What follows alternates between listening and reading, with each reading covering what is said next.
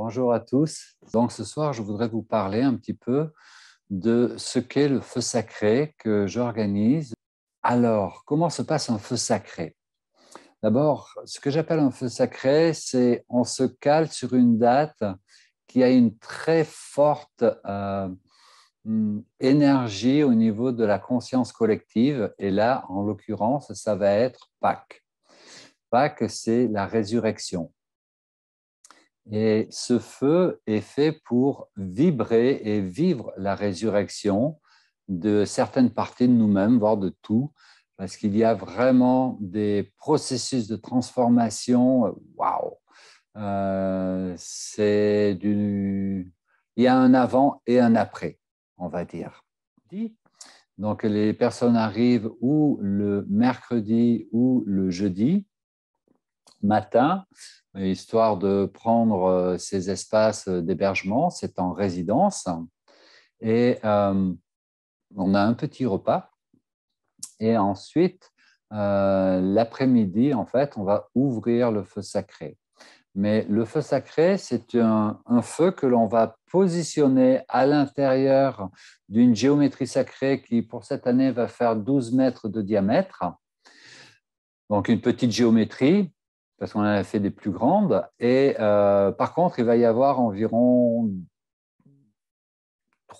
j'ai mis 200 kilos de pierre, mais il risque d'y en avoir beaucoup plus, quoi, style 300 ou 400. Donc, il y a des cristaux, il y a un Bouddha qui fait 130 kilos à lui tout seul, il y a des grosses pierres que j'ai ramenées de différentes parties de France ou du monde et qui vont marquer des points particuliers qui constituent une géométrie à l'extérieur et un cube de Métatron, en fait, on va faire au sol. Et à l'intérieur de cette grande géométrie, il va y avoir la même géométrie un petit peu plus petite. Je crois qu'elle va faire 5 mètres de diamètre. Et au centre, il y a un cristal biterminé racine arc-en-ciel, en fait, que l'on enterre dans la terre et on va faire le feu sur ce cristal. Donc, le feu sacré, quand on rentre dans le feu sacré, on rentre par l'est, on sort par l'ouest. Tous les matins, on fait une purification avant de rentrer dans l'espace sacré du feu. Et qu'est-ce qu'on va faire dans cet espace sacré? C'est un peu ça.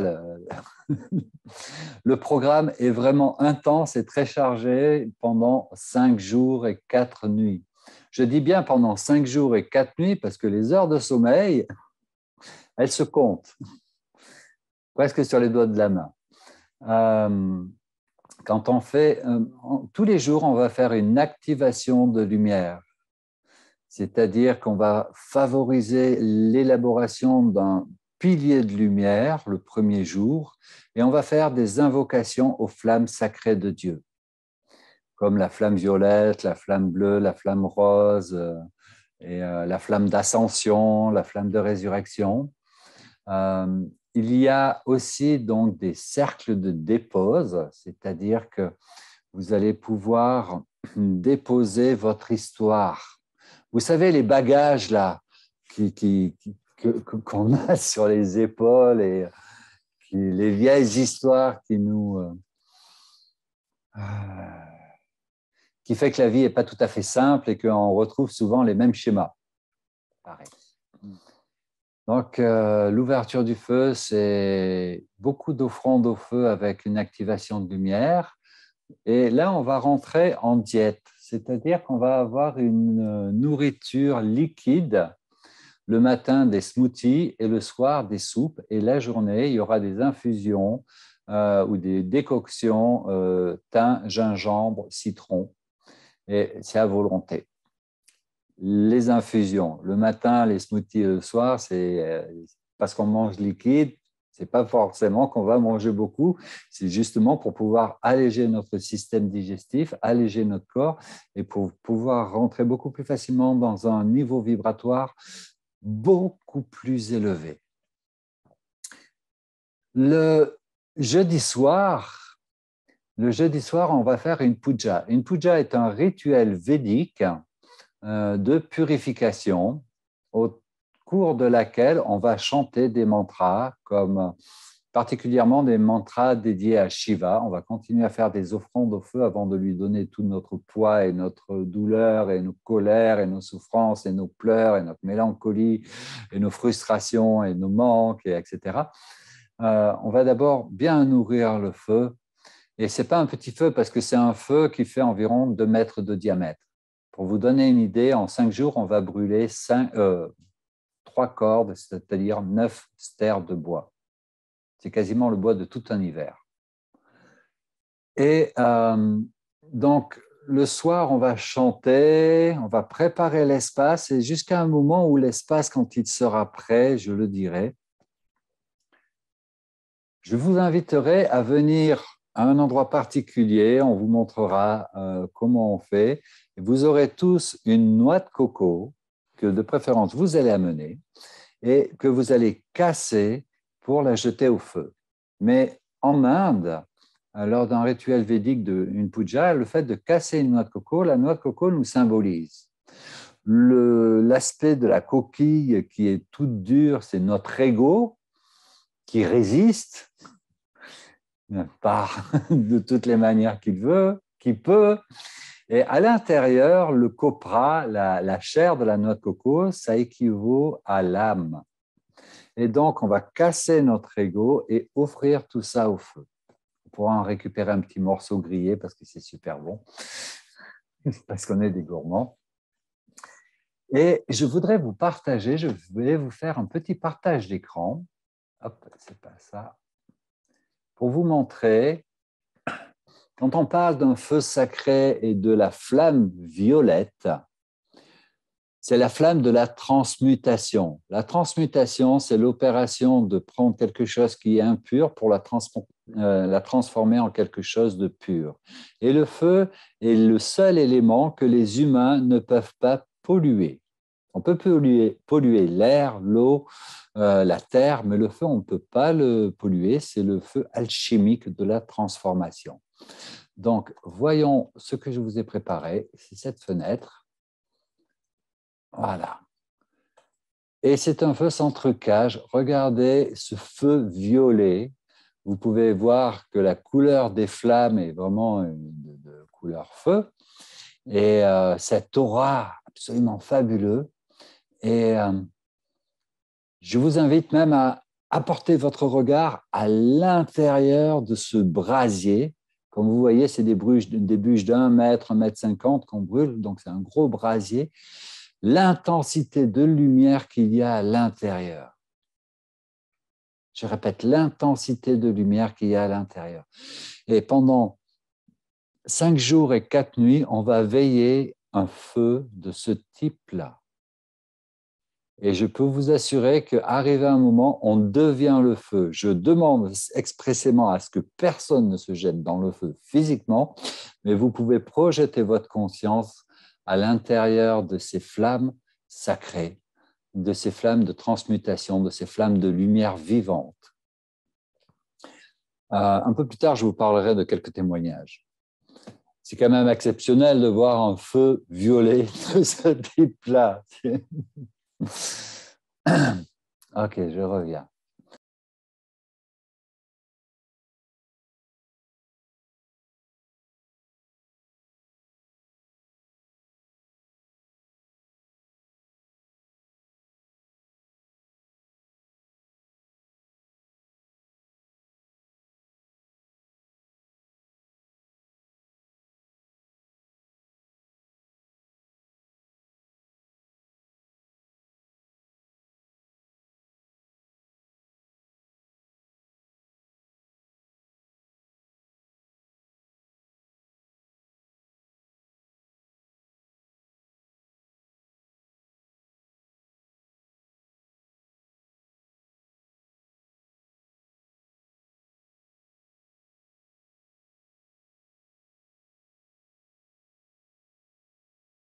Voilà, ça c'est le jeudi soir et le vendredi matin, tous les matins, on va faire petit déjeuner entre 7 et 8 heures.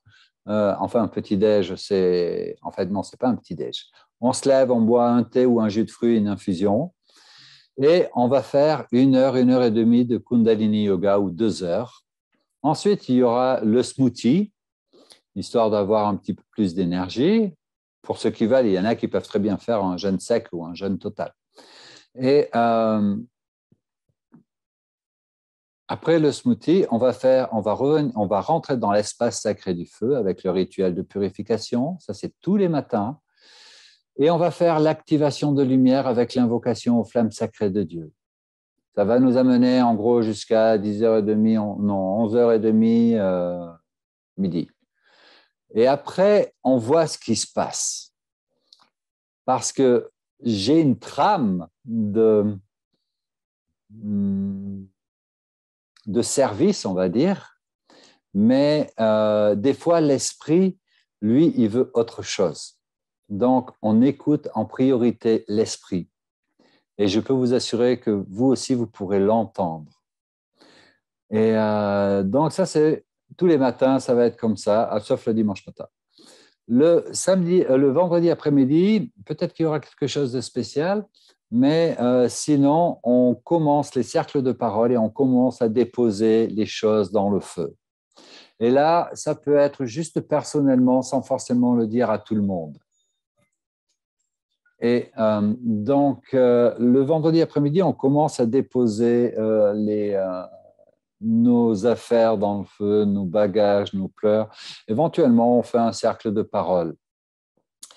Le samedi soir, le vendredi soir, pardon, on va voir parce qu'il y aura certainement Katharina qui vous donnera un enseignement en fin d'après-midi, le vendredi.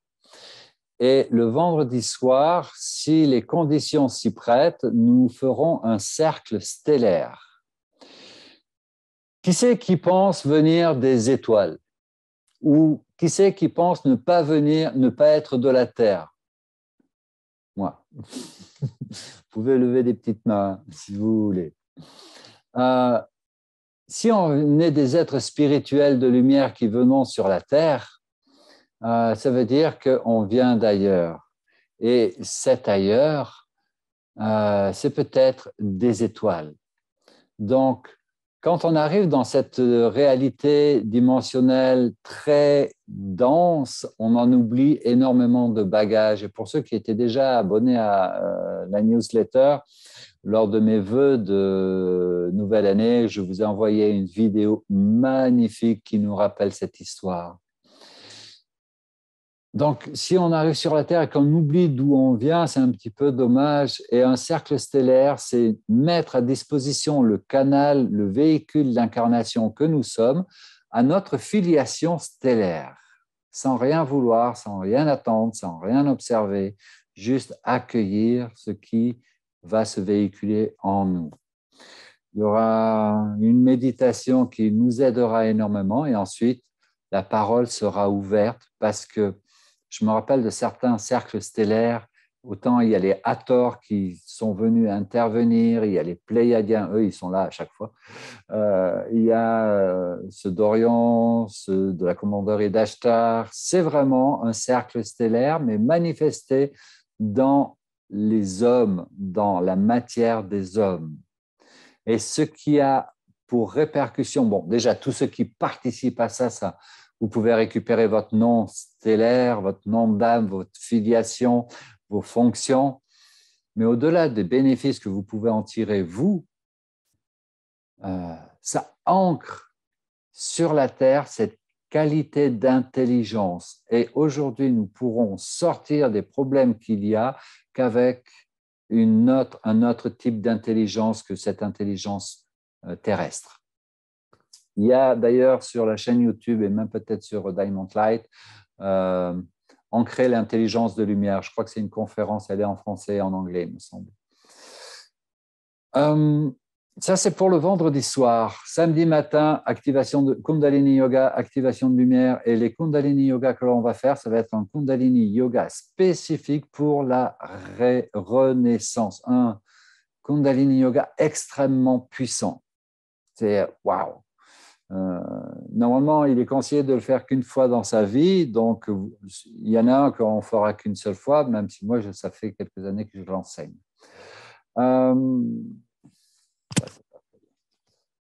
Ensuite, Un petit ajustement.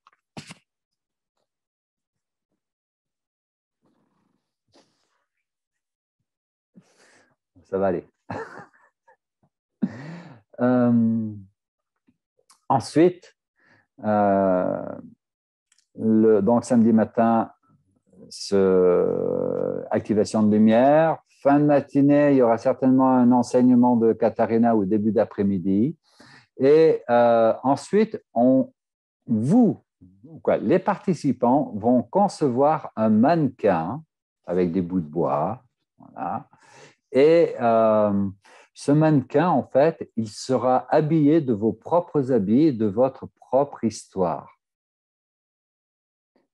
Donc, fin d'après-midi, début de soirée, un petit bol de soupe et on va brûler les mannequins. Mais lorsque l'on va brûler les mannequins, c'est pas juste je l'attrape, je le mets dans le feu et puis voilà. Vous allez raconter l'histoire de qu'est-ce que vous brûlez au travers de brûler ce mannequin. Et c'est vraiment un acte psychomagique super puissant parce que quand vous allez déposer le mannequin dans le feu et vous allez être soutenu par tout un groupe bienveillant, vous allez le veiller jusqu'à ce qu'il soit consumé, réduit en cendres. Donc, choisissez une bonne grosse bûche. Je plaisante. Mais j'ai une petite expérience de ça où moi, étant l'animateur principal, j'avais eu absolument pas le temps de faire mon mannequin. Donc, du coup, j'avais pris 2 planches, j'avais fait une croix et j'avais mis un petit chapeau et voilà. Et je voulais brûler, mon intention était de brûler Balrog. Vous savez, dans Le Seigneur des Anneaux, le 2, le grand méchant avec les grandes cornes dans la Moria, là, c'est le passage où le magicien Gandalf dit « Tu ne passeras pas ». C'est ce gros monstre-là que je voulais brûler. C'est celui qui se cache. En Kundalini Yoga, on l'appelle le soi caché. Non, pas le soi caché, Enfin, c'est celui qui est vraiment tapi dans nos profondeurs. Vous savez, vous construisez tout un projet pendant des années et au moment de l'aboutissement, il ressort, il dit 2 phrases et il détruit tout.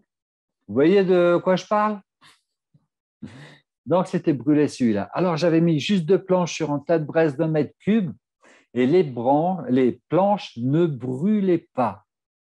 Il a fallu chanter Durga, Devima et il y a même Pélé, la déesse de la terre, qui est venue. Et c'était assez extraordinaire. Il me semble que Martine, d'ailleurs, tu étais là ce soir-là. C'était vraiment une guérison de la conscience collective. Parce qu'au travers de ce feu sacré, ce n'est pas que vous qui allez faire votre processus, il y a tout votre collectif d'âme qui va être là. Et au travers de tout ça, c'est aussi un feu sacré pour la planète et l'évolution de notre conscience planétaire. D'ailleurs, j'ai un petit témoignage encore à vous faire. J'en ai plein, des témoignages. Une année, on avait fait un feu à 150 km de Bruxelles, à côté de Namur, à côté de chez toi, Annick. C'était à Chevetogne. Et quand on a allumé le feu, ils ont détecté des particules de feu dans le quartier de l'Union européenne. Du coup, ils ont bouclé le quartier de l'Union européenne, mais ils n'arrivaient pas à localiser le feu. Et ça a duré jusqu'au lundi, quand nous, on a arrêté le feu. Alors, c'est certainement une coïncidence bizarre, mais... Et après, aux infos, ils ont dit, on n'a pas trouvé, on suppose que les provenances de ces particules de feu venaient d'Allemagne pour les feux de Pâques. Et l'Allemagne était quand même à 300-400 km la frontière de plus. Alors qu'autour du feu, il y avait des personnes, au moins 2 personnes qui travaillaient à l'Union européenne. Voilà, ça c'est un petit témoignage, mais je vous assure qu'il y a des puissances qui sont mises en place. C'est un service planétaire. Oui, Martine. Et donc, ça va être le samedi soir, et ça peut durer. C'est des processus qui qui demande le temps et ça peut durer jusqu'à 2, 3, 4, 5 heures du matin. Donc, on arrête quand on a fini, même sous la neige. En Belgique, on l'avait fait sous la neige et personne n'est parti parce qu'il y a une puissance d'énergie qui est là. Voilà. Et en général, au lever du jour, entre l'aube et l'aurore, on va marcher en habit de cérémonie blanc, si possible neuf, pour faire une cérémonie de résurrection très particulière avec de l'eau d'une source sacrée. Alors là, c'est un peu l'apothéose du feu parce que combien de personnes sont touchées par la grâce? Le dernier feu qu'on a fait il y a 3 ans, et c'était en Slovénie, sur les 22 participants, je pense qu'il y en a au moins 8 qui sont tombés en pleurs de grâce. Parce que l'Esprit divin les a littéralement touchés, ils ont fondu. Et quand vous vivez cette expérience-là, je peux vous assurer que ça vous change parce que j'aime bien la phrase que la foi est plus belle que Dieu. Et pour moi, ça, c'est l'expérience de Dieu dans son corps. Et ça fortifie la foi beaucoup plus que la croyance. Après cette cérémonie, je fais de court parce que ça pourrait durer très longtemps. Il y a toujours des processus supplémentaires qui se rajoutent, mais après cette cérémonie, on revient autour du feu sacré et là, on fait une autre méditation, cérémonie pour l'ascension, une méditation d'ascension autour des flammes sacrées de Dieu. Et enfin, donc là, il y a aussi des miracles qui peuvent se produire, comme lorsqu'on l'a fait en Nouvelle-Calédonie, il y avait un effet parélie, vous savez, un arc-en-ciel cristal tout autour du soleil, avec un soleil radieux. Waouh, le soleil était descendu. Voilà. Et l'après-midi, donc on va arrêter le jeûne là pour ceux qui veulent reprendre doucement avec une salade et peut-être une petite sucrerie après. L'après-midi, vous allez, comme vous avez passé 3 jours à brûler et à tout ce que vous ne voulez plus, une fois qu'on a fait la cérémonie de résurrection et d'ascension, on va focaliser notre attention sur créer notre avenir. Et vous allez, là c'est un après-midi très fun, puisqu'il va y avoir plein de magazines pour créer votre tableau de rêve de votre nouvelle vie, qu'elle soit accessible, confortable, simplifiée et joyeuse. Voilà. Mais je donnerai beaucoup plus d'informations lors du feu. Donc ça, c'est le dimanche après-midi. Et le dimanche soir, vous allez faire une présentation de vos tableaux de rêve. Donc, en fonction des conditions, ça se fait ou dans une salle ou autour du feu. Mais je préfère toujours autour du feu parce que plus longtemps on reste autour du feu, mieux c'est. Donc là, on arrive au dimanche soir. Ça fait qu'on ne dort pas beaucoup et on vit beaucoup. Et le lundi matin, activation du Kundalini Yoga, activation de lumière, petit brunch et on finit par un cercle de clôture qui peut durer un certain temps. Voilà. Et pour ceux qui peuvent rester un peu plus, vu que le stage devrait se clôturer, la réunion de famille, pardon, devrait se clôturer vers 17 heures. Après, on fait l'after pour ceux qui restent. C'est-à-dire qu'on va mettre de la musique, on va danser, on va se lâcher. Même pendant la réunion, on va quand même s'éclater. Je vous assure, c'est juste merveilleux. Comment ça se passe au niveau de la logistique? Donc, il y a une page qui est super importante. Je vais refaire un autre partage d'écran. Et vous arrivez sur le site internet, regardez ici, serviteurdelumière.com. Serviteurdelumière.com. Et là, vous allez avoir la page du feu sacré. Dans cette page ici, vous avez la description du feu sacré, de la réunion de famille. Ensuite, cette page, les recommandations, est absolument vitale et importante pour venir au feu. Vous ne venez pas au feu tant que vous n'avez pas lu cette page, parce qu'elle est très complète. J'ai passé beaucoup de temps, quoi amener, quoi faire, à quoi vous attendre, etc. Il y a ce lien qui est pour s'inscrire et ce lien vous permet d'ouvrir un document Word que vous m'en renverrez. Et ici, les feux sacrés en photo. Donc, ça, c'est par exemple le dernier feu sacré en Slovénie. Voilà, ça, c'était une belle géométrie de feu où on la prépare ensemble et voilà le soir ce que ça donne.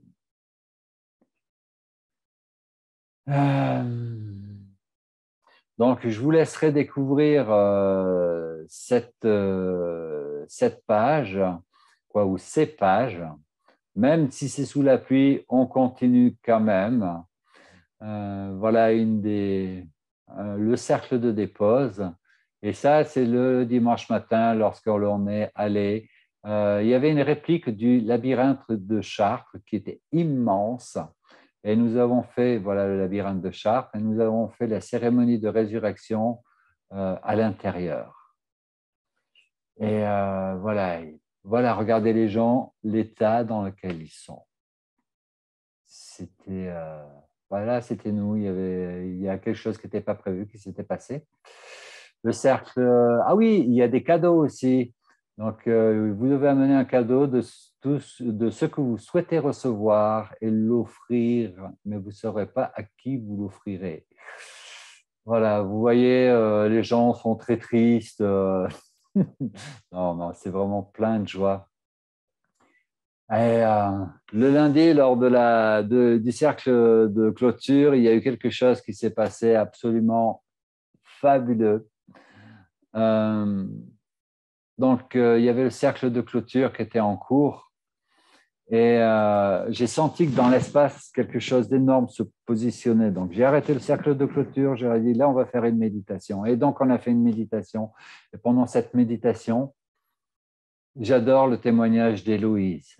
En gros, quand vous méditez en groupe, il y a certaines personnes qui sont des prises de ciel et d'autres qui sont des prises de terre.